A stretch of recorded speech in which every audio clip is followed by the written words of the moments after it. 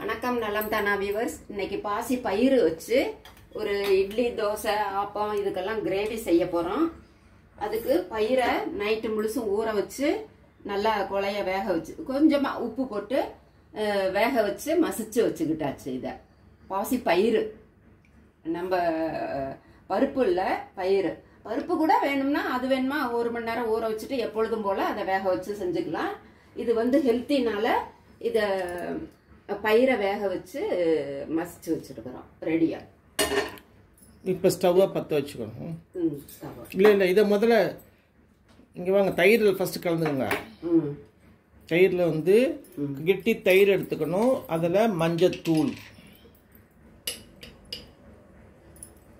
கொஞ்சம் மிளகாத்தூள்,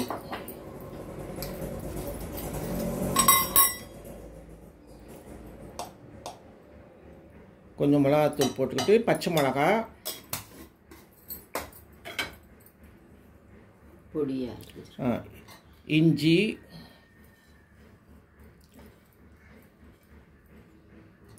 இது கடலை மாவு கொஞ்சம் போட்டுக்கிட்டோம். இப்போ இதை நல்லா பீட் பண்ணணும். நல்லா கொஞ்சம் தண்ணி ஊற்றி பீட் பண்ணிக்கணும். இப்போ பாருங்கள், நல்லா பீட் பண்ணியாச்சு. இப்படி தண்ணியாக இருக்குன்னா உப்பு ஏற்கனவே கொஞ்சம் போட்டு வேக வச்சுருக்குறோம். குழம்பு கொஞ்சோண்டு உப்பு வேணும், அதுக்காக இதுலேயே கொஞ்சம் உப்பு போட்டுக்கிறோம். கல் உப்பு தான் போட்டிருக்காங்க. இப்போ எண்ணெய் சட்டியை பற்ற வச்சுட்டு நம்ம அது தாளிக்கிறோம்.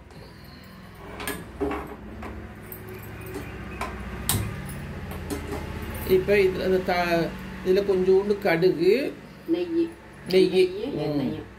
நெய்யும் எண்ணெயும் ஊற்றுறாங்க. முதல்ல வெந்தயம் போட்டுடலாம். அது பொரிஞ்சதுக்கு அப்புறம் தான், அது பொரிய லேட் ஆகும், அதனால இதை போட்டு பொரிஞ்சதுக்கு அப்புறம் கடுகு போட்டுக்கலாம். இப்போ கடுகு கொஞ்சோண்டு, அப்புறம் கொஞ்சம் ஜீரகம் தூளாக போட்டாலும் சரி, ஜீரகமாக போட்டாலும் சரி. கொஞ்சம் கருவேப்பிலை போட்டுக்கணும், கொஞ்சம் பெருங்காயம்.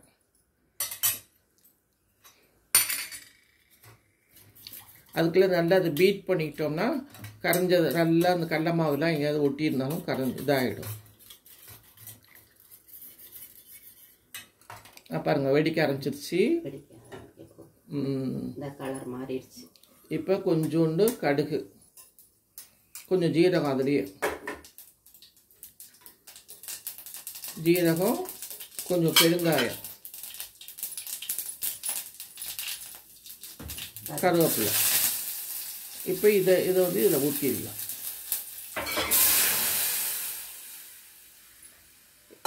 இதை ஊற்றிட்டு நம்ம ரொம்ப கொஞ்சம் அப்படியே சுண்ட அளவுக்கு கொண்டு வரணும்.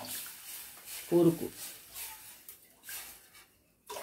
ரொம்ப தண்ணி ஊற்றாதீங்க, ஊற்றிட்டே இருக்குதுங்க நீங்கள். கெட்டி போட்டுருங்க. இல்லை அதில் வர வேக வச்சு வச்சுருக்கீங்களே தண்ணி. இப்போ நமக்கு இதில் நம்ம இதை சேர்த்துக்கணும். பாசிப்பருப்பு, வெந்த பாசிப்பருப்பை சேர்த்துக்கோங்க. கொஞ்சம் இல்லை தயிர் ரொம்ப கொதிக்கக்கூடாது. இல்லை கடலை மாவு வேகணும்ல, இல்லாட்டினா வயிற்றுக்கு கெடுதலாக போயிடும். ஒரு கொதி வந்ததுக்கப்புறம் அதை ஊற்றி திரும்ப. இப்போ பாசிப்பருப்பு போட்டாங்க. இப்போ பாருங்க, இப்போ நல்லா இது கொஞ்சம் இப்பயே பாருங்க திக்காயிடுச்சு. பாருங்க, இந்த இது போட்டிருக்கோம் இல்லையா, கடல மாவு, அதனால அப்படி திக் கொடுக்குது. இது நம்ம இட்லி தோசை ஆப்பம் எதுக்கு வேணால் தொட்டுக்கலாம். ரொம்ப டேஸ்டியாக இருக்கும், நல்லாயிருக்கும். நாங்கள் இன்னைக்கு பயிறு இந்த மாதிரி கடைசல் பண்ணிவிட்டு நம்ம இதுவும் பண்ணலாம். வடையும் சுடலான் இருக்கோம். வடையில் சின்ன சின்ன போண்டா, குட்டி குட்டி போண்டாவா.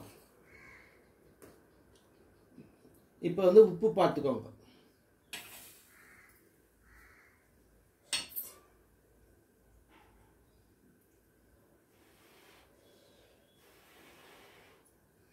பார்க்கறதுக்கு மோர் குழம்பு மாதிரியே இருக்குது. சரிக்கா, உப்பா போதுமா?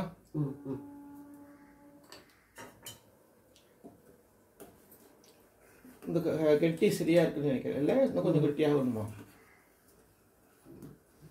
சரியாக இருக்கும். கடல மாவு வந்துருச்சா? ம், கடல மாவா? கடல மாவு நேரம் வெந்திருக்கணும். நீங்களும் செஞ்சு பாருங்கள். நலம் தானா சேனலுக்கு சப்ஸ்கிரைப் பண்ணுங்கள். பெல் பட்டனை மறந்துடாமல் அமுக்குங்க. மேலே கொத்தமல்லி தலையை தூக்கி மேலே கொத்தமல்லி தழையை தூக்கிக்கோங்க. பாய்.